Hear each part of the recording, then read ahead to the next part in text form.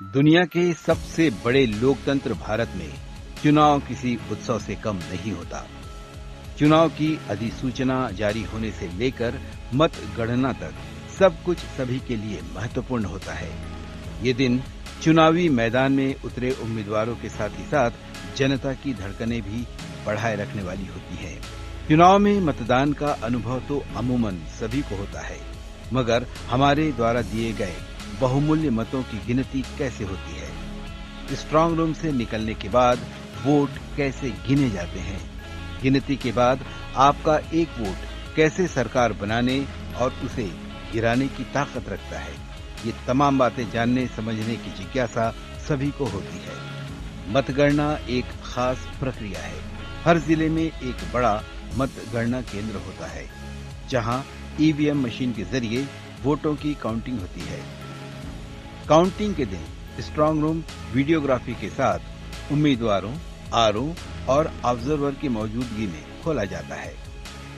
EVM machine CCTV coverage में पूरी सुरक्षा के साथ उम्मीदवारों और उनके एजेंटों की मौजूदगी में मतगणना केंद्रों तक लाया जाता है।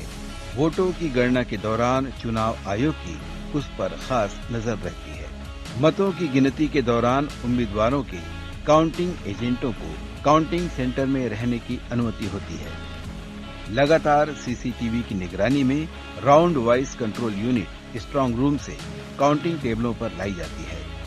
काउंटिंग के दिन कंट्रोल यूनिट से नतीजे पाने से पहले चुनाव लड़ने वाले उम्मीदवारों या काउंटिंग एजेंट के सामने सील का सत्यापन होता है। इस दौरान कंट्रोल यूनिट की विशिष्ट क्रम संख्याओं का मिलान किया जाता है। सबसे पहले पोस्टल बैलेट के मतों की गिनती होती है।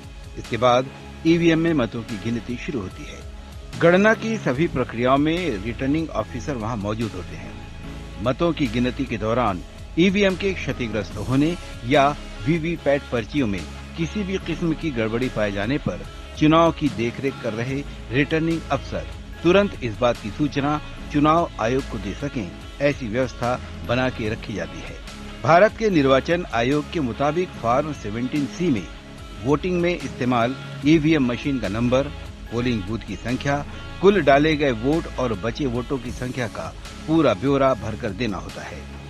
इसके साथ ही इसकी एक प्रमाणित की गई कॉपी पोलिंग एजेंट को देना होता है। इस फॉर्म के दूसरे भाग में उम्मीदवारों को मिले वोट दर्ज किए जाते हैं। इस पर काउंटिंग एजेंट के साइन भी होते हैं। चुनावों के नतीजों को चुनौती देने वाली याचिका दायर करने के वक्त के खत्म होने तक ईवीएम और वीवीपैट को उम्मीदवार या उनके एजेंटों की मौजूदगी में चुनावों के नतीजों को चुनौती देने वाली याचिका दायर करने के वक्त के खत्म होने तक ईवीएम और वीवीपैट को उम्मीदवार या उनके एजेंट की मौजूदगी में स्ट्रांग रूम में वापस स्टोर कर दिया जाता है। घटती बढ़ती धड़कनों के बीच चुनावी नतीजे जानने को बेकरार भारतीय आवाम को lalluram.com की अग्रिम शुभकामनाएं कि जो भी नतीजे आए वो हमारे आपके राज्य और राष्ट्र के लिए शुभ हों।